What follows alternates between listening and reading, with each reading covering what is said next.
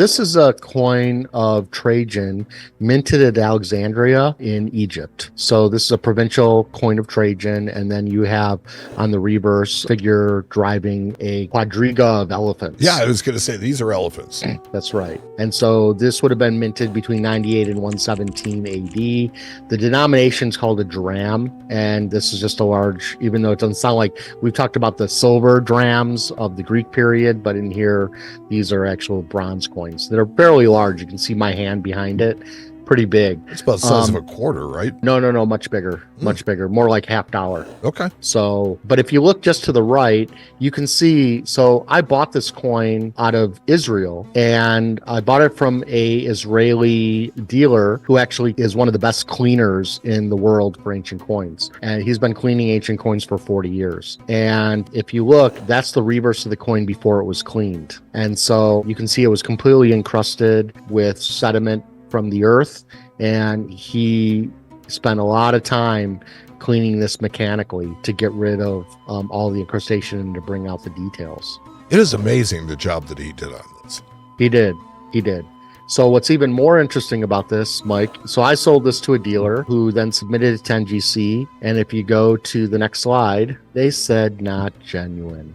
And so, of course, I knew the coin was okay. I could see that there was green deposits on it. I'm not sure why they said it was fake. So, of course, I sent it to the Israeli dealer who I bought it from and said, before you get mad, I just want you to know that I believe you, but I wanted you to see it.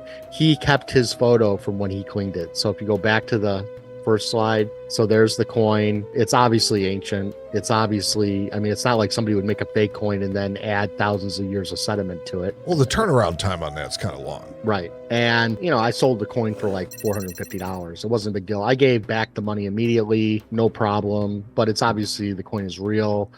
Everybody makes mistakes. The problem I've always had with NGC not having any skin in the game is when they make a mistake, dealers pay for it. And I know there's a lot of battles going on behind the scenes with NGC and some of the bigger firms. I saw some of that in New York playing out, where they were having debates on why they thought something was ancient and the auction house thinking it was real. And both are very, very good academics on both sides. I'm not naming names because it's not my business to name it.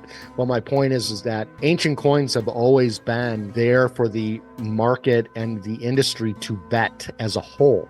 And so when you have three people, and it's really just David and Barry for the most part, who are deciding whether something is real or not, that may not be enough people. Sometimes you have to show this thing around to 3, 4, 5, 6 different dealers before you get a consensus. And so that's the only issue I might have.